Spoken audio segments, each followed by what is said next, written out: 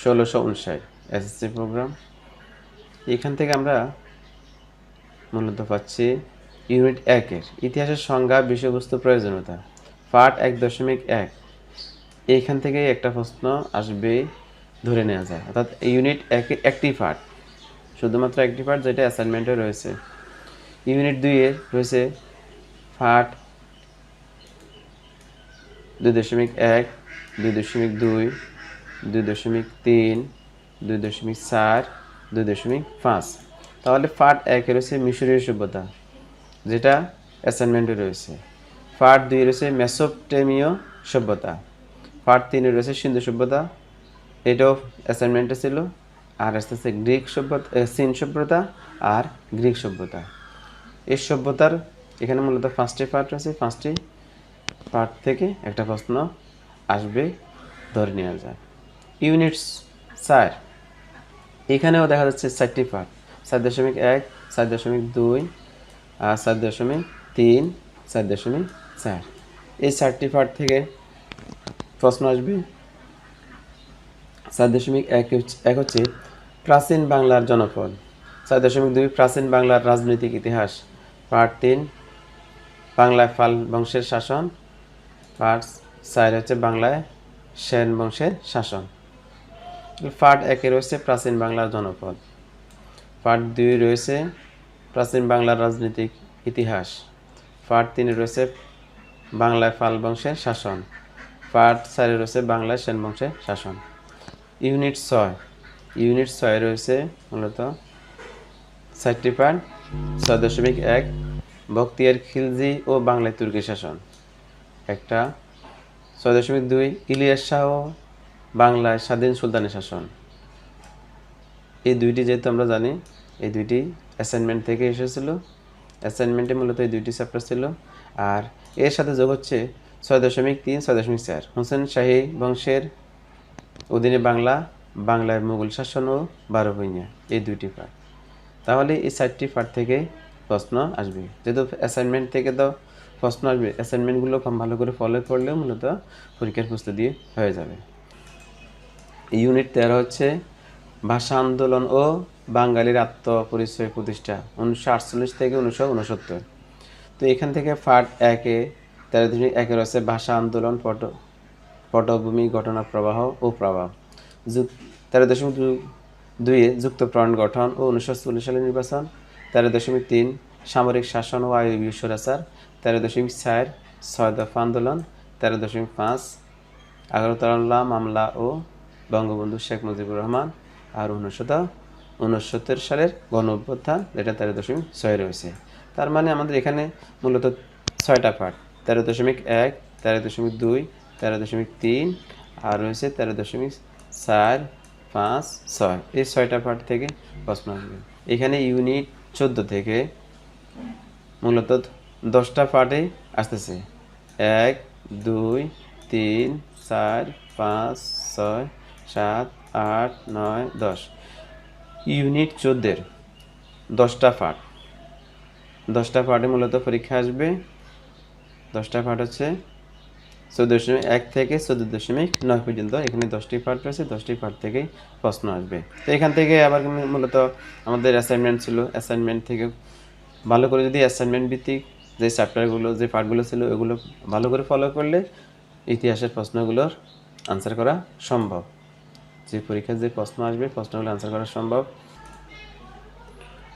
COVID-19 পরিস্থিতিতে 2021 সালের SSC পরীক্ষার পুনর্বিন্যাসকৃত পাঠ্যসূচি ভূগোল ও পরিবেশ। ভূগোল ও পরিবেশের ইউনিট 1 ভূগোল ও পরিবেশ পার্ট রয়েছে মূলত 3টি, 1.1, 1.2, 1.3। এই 3টা পার্ট থেকে প্রশ্ন আসবে। ইউনিট 2 মহাবিশ্ব পৃথিবী, এখানে পার্ট রয়েছে 5টি। এই 5টি পার্ট থেকে প্রশ্ন আসবে। পার্ট হচ্ছে 2.1, 2.2, 2.3, 2.4, 2.5। ইউনিট 3 থেকে প্রশ্ন আসবে মূলত। ইউনিট 3-এও ইউনিট পার্ট রয়েছে মূলত 8টা, 3.1, 2, 3, 4, 5, 6, 7, 8। এইখান থেকেও প্রশ্ন আসবে। ইউনিট 3 হচ্ছে ভূগোল, প্রাকৃতিক ভূগোল। প্রাকৃতিক ভূগোলের থেকে 8টা পার্ট। ইউনিট 5 হচ্ছে বাড়িমণ্ডল, বাড়িমণ্ডল থেকে 5টি পার্ট। মানব বসতি ইউনিট 7, এখান থেকে আসতেছে 7টি পার্ট। ইউনিট 9 থেকে পার্ট আসতেছে মূলত 5টি, সে 5টি পার্ট থেকে প্রশ্ন হবে। ইউনিট 1 ভূগোল ও পরিবেশের ধারণা। ইউনিট 1 রয়েছে ভূগোল ও পরিবেশ, এখান থেকে পার্ট 3টা। 1.1 ভূগোল ও পরিবেশের ধারণা, 1.2 ভূগোল ও পরিবেশের পরিধি, 1.3 ভূগোল ও পরিবেশ পাঠের গুরুত্ব। আর ইউনিট 2 মহাবিশ্ব ও পৃথিবী, এখানে পার্ট 1 হচ্ছে মহাবিশ্ব, জ্যোতিষ্কমণ্ডলী ও সৌরজগৎ। ইউনিট 2 এর পার্ট 2.2 পৃথিবী ও এর আকৃতি, 2.3 অক্ষরেখা ও দাগিমা রেখা। ইউনিট 4 আন্তর্জাতিক রেখা ও সময়। ইউনিট 5 পৃথিবীর গতি, আহ্নিক গতি ও বার্ষিক গতি। ইউনিট 3 রয়েছে প্রাকৃতিক ভূগোল। ইউনিট 3.1 ইউনিট 3 প্রাকৃতিক ভূগোল।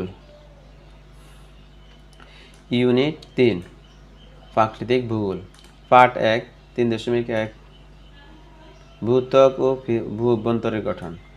পার্ট 2 3.2 এটা শিলা ও খনিজ। পার্ট 3 হচ্ছে ভূপৃষ্ঠের পরিবর্তন প্রক্রিয়াসমূহ।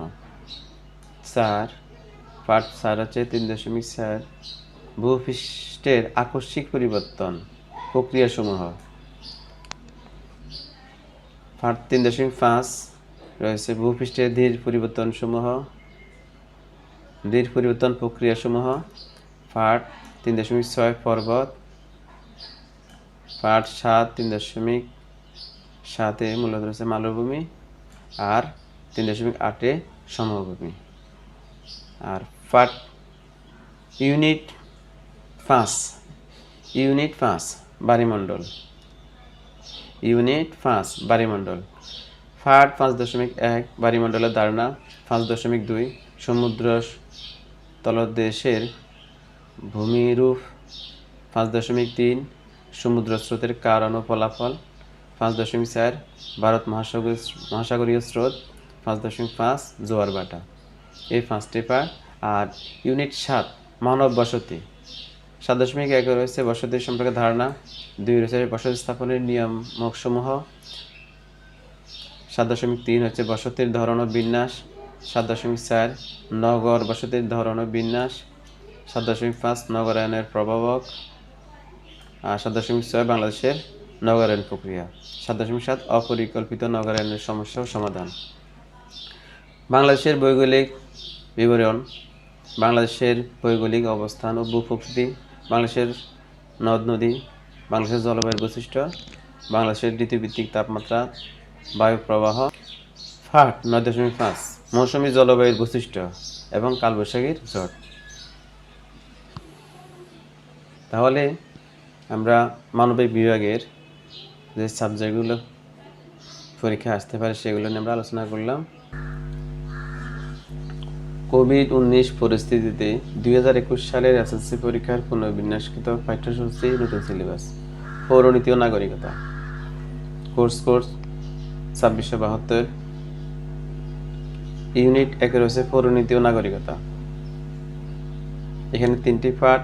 একটা হচ্ছে পৌরনীতি নাগরিকতা, আরেকটা রয়েছে পৌরনীতি ও নাগরিকতার বিষয়বস্তু, আরেকটা হচ্ছে রাষ্ট্রের উৎপত্তি। এই 3টা পার্ট ইউনিট 1 রয়েছে। ইউনিট 2 এর নাগরিক ও নাগরিকতা, এখানে 4টি পার্ট রয়েছে।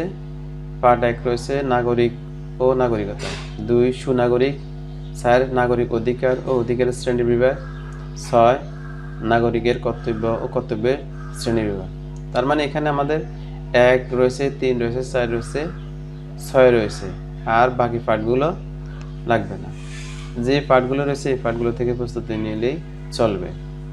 ইউনিট 4 ইউনিট কিন্তু 3 নাই, ফলে 4 ভিতরে রয়েছে 4 হচ্ছে রাষ্ট্র ও সরকার ব্যবস্থা। পার্ট 1 রাষ্ট্র। পার্ট 4 ক্ষমতার বন্টন নীতি এবং রাষ্ট্র। 7 সরকার। 8 ক্ষমতার বন্টন নীতি অনুসারে সরকার। এখানেও 4টি পার্ট রয়েছে, আর বাকি পার্টগুলো লাগবে না। ইউনিট 6, যেহেতু ইউনিট 4-এর পর 6 রয়েছে, ইউনিট 5 নাই। তো এখানে ইউনিট 6 থেকে রয়েছে মূলত 5টি পার্ট। ইউনিট 6-এর পার্ট রয়েছে part 1, part 2, part 6, part 7, part 8। 1, 2, 6, 7, 8। Unit 6-এর এই 6টা পার্ট, 5টা পার্ট মূলত পরীক্ষা আসবে।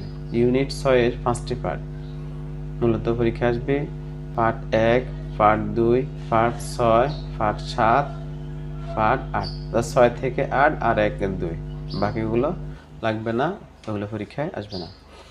এরপরে ইউনিট 6-এর পরে আসতেছে 10, তার মানে 7টা পার্টের মূলত ইউনিট 10 থেকে 7টি পার্টের উপরেই মূলত প্রশ্ন হবে। সে পার্টগুলো হচ্ছে পার্ট 1, পার্ট 6, 7, 8, 9, 10, 11। এই পার্টগুলোর প্রস্তুতি নিলেই চলবে।